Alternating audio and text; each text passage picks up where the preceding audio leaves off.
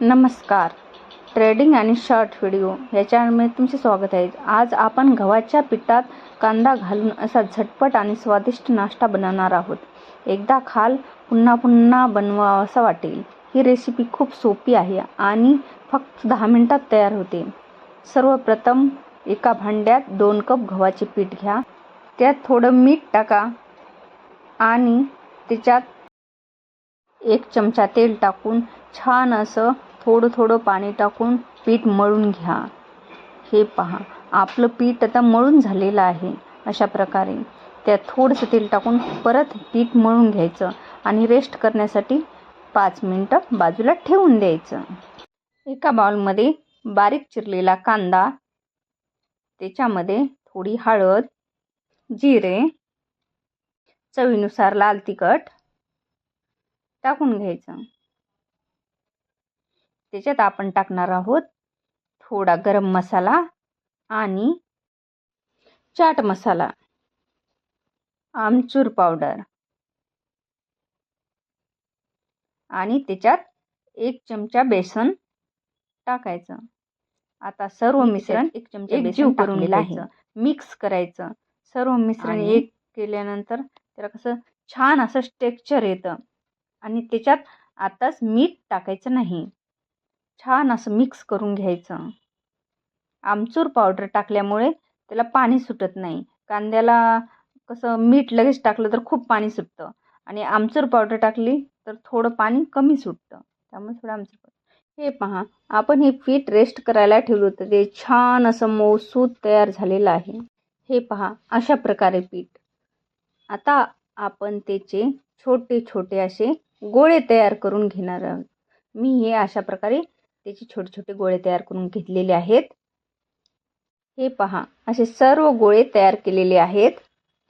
आता आपण ह्याची चपाती लाटून घेणार आहोत. हे बघा, अशा प्रकारे चपाती लाटून घ्यायची. एकदम जाडही नाही आणि एकदम पातळही नाही, अशी ही चपाती आपण लाटून घेते.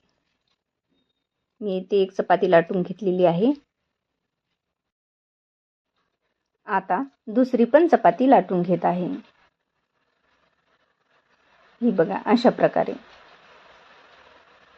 अशाच नवनवीन व्हिडिओसाठी चॅनल लाईक करा आणि सबस्क्राईब करायला विसरू नका.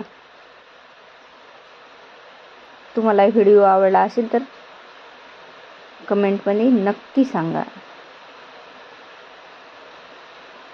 हे बघा, आता हे कांद्याचं आपण तयार केलेलं मिश्रण आहे ना, ते आपण ह्याच्यावरती त्याच्यात मीठ टाकलेलं नव्हतं, त्यात आता मी मीठ टाकून घेणार आहे आणि अशा प्रकारे मिक्स करून घेणार आहे. सर्व कांद्याचं मिश्रण एकजीव करून घेतलेलं आहे आणि आता ते आपण लाटलेल्या चपातीवरती अशा प्रकारे पसरून घेणार आहे. बघा, अशा प्रकारे पसरून घेतले आणि त्याच्यावरती दुसरी चपाती अशी ठेवलेली आहे आणि ते आता आपण सुरीच्या साहाय्याने कट करून घेणार आहोत. बघा, या अशा प्रकारे कट करून घ्यायची. मी आता सर्व चपाती कट करून घेतलेली आहे आणि त्या चपातीचा रोल बनवून घ्यायचा. अशा प्रकारे रोल बनवायचा एक एक करून. हे बघा, एक झालेलं आहे. आता हे पूर्ण रोल आता आपला बनून झालेला आहे. हे बघा, अशा प्रकारे रोल आपला बनून झालेला आहे.